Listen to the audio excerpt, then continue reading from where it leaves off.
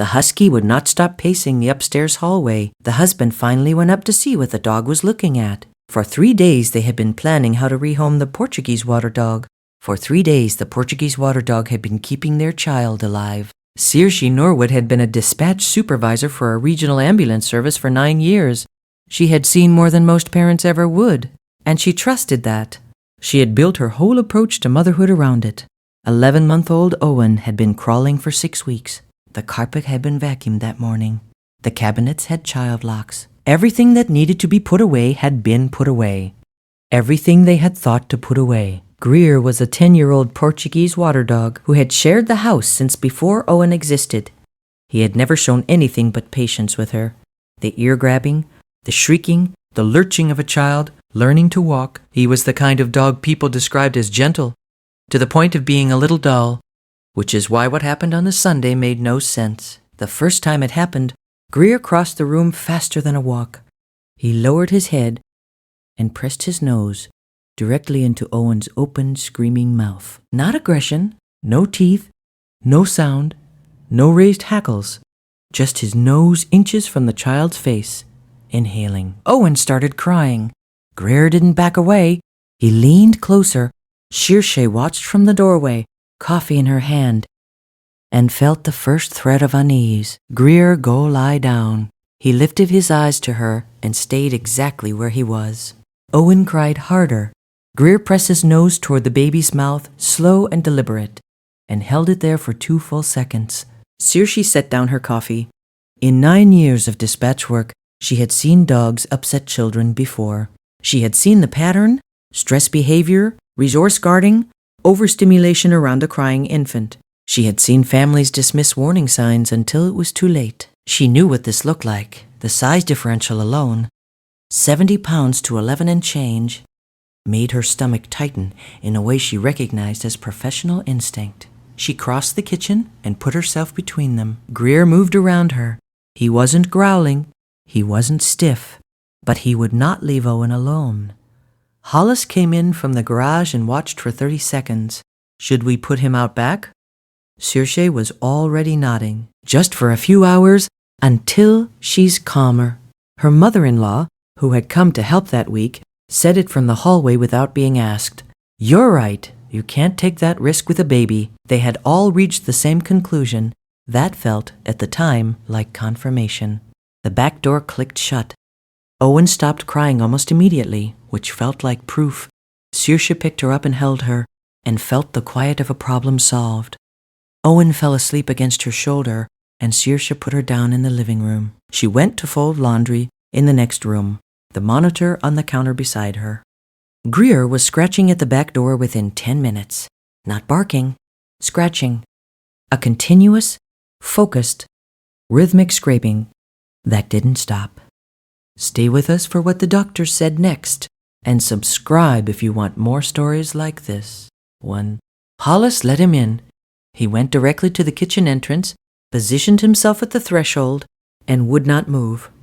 Saoirse came to stand beside Hollis. She looked at Greer standing over the sleeping baby. She looked at how still he was, how focused. In 9 years, she had learned one thing above all else about children in trouble. The silence that follows distress is not always peace. She went to Owen. The color in her face was wrong.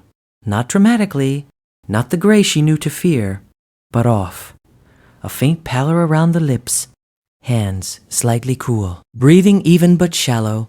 Saoirse picked her up, and the limpness was too much, just slightly too much. And she was already reaching for her phone before she finished forming the thought. The button battery was the size of a dime, with a small bite mark on its rim. The pediatric ENT, Dr. Genevieve Marlowe, told them they had less than 2 hours before tissue damage would have become irreversible. The endoscopic removal took 14 minutes. Button batteries cause electrochemical burns to the esophagus within an hour of ingestion, Dr. Marlowe said. 14 years of removing them had not made her any calmer about them. The fatality window after symptoms begin is short. Your dog brought the battery to you. We have never had a case where the animal identified the ingestion before the symptoms. Your Greer did. Has an animal in your home ever known something before you did? drop the story below. We read every one of them. The mother sat with that for a long time, the face pressed to Owen's mouth each morning. Not aggression, breath detection. The refusal to leave after every correction, not defiance, an alarm that couldn't turn itself off. The scratch at the back door, not impatience, the sound of him trying to get back to his post. The vigil at the threshold, perfectly still over the sleeping child, not dominance, medical surveillance. He had been reading what she couldn't see since the moment Owen woke up. He had been right for hours. He had been right for days. The only thing he had not been able to do was tell her in a language she would have understood the first time. If a story like this changes how you see the animals in your house, subscribe. There are quiet heroes everywhere, and we are documenting them. They drove home in the dark. Owen was stable, drowsy, wrapped in a hospital blanket. Hollis carried her inside. Searship opened the back door. Greer came in without drama. He walked to where Hollis had set Owen down and lay close beside her, the full length of his body against her side. He did not perform relief.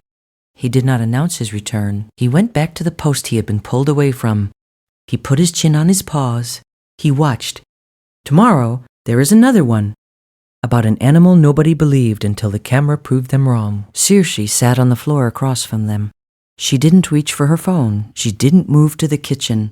She watched the slow rise and fall of her daughter's chest and the dog's chin resting level on the floorboards, his eyes still open, still watching the way they had been watching all day. She thought about that for a long time afterward. The dog had been doing the job the entire time. He had been doing it for hours before she was awake. He had been doing it for the 4 days the child had been sick. He had been doing it the way every animal in every house has been doing it for as long as there have been animals in houses, which is to say, longer than the family had been alive, longer than the breed had been recognized, longer than the country the house stood in had been on a map. The dog did not know it was extraordinary. The dog knew it was Tuesday. The husband sat on the floor across from them. He did not speak for a long while. When he finally said something, it was not about the dog, and it was not about the doctor. It was about himself. He said he was sorry. He said it once. He did not explain.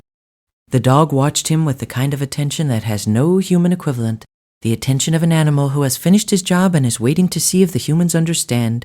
What the job was, they did not. Fully. They never would. But they understood enough to keep him in the house.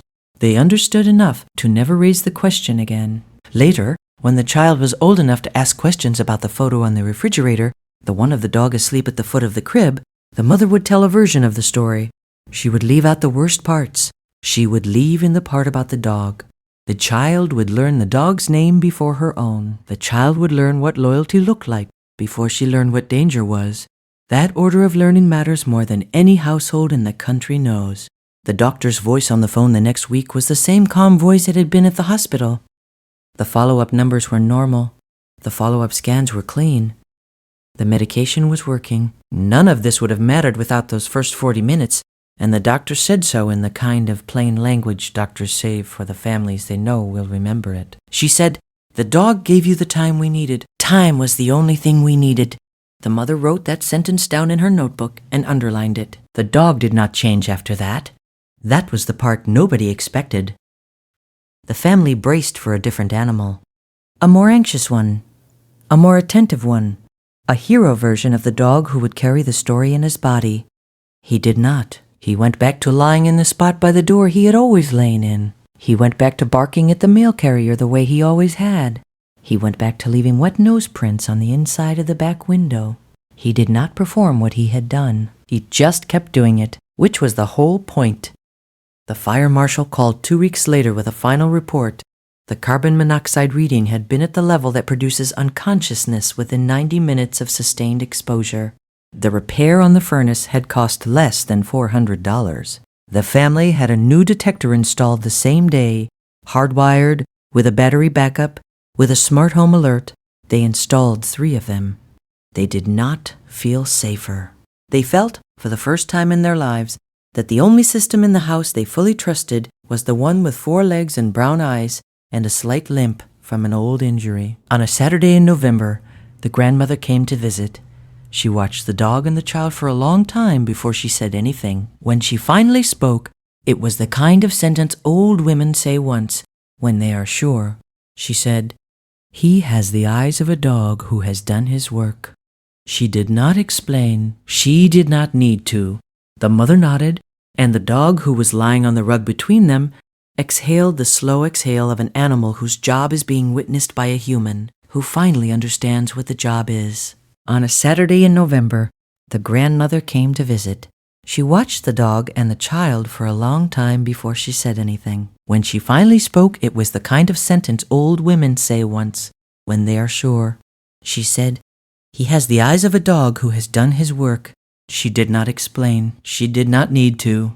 The mother nodded, and the dog who was lying on the rug between them exhaled the slow exhale of an animal whose job is being witnessed by a human who finally understands what the job is. On a Saturday in November, the grandmother came to visit. She watched the dog and the child for a long time before she said anything. When she finally spoke, it was the kind of sentence old women say once when they are sure.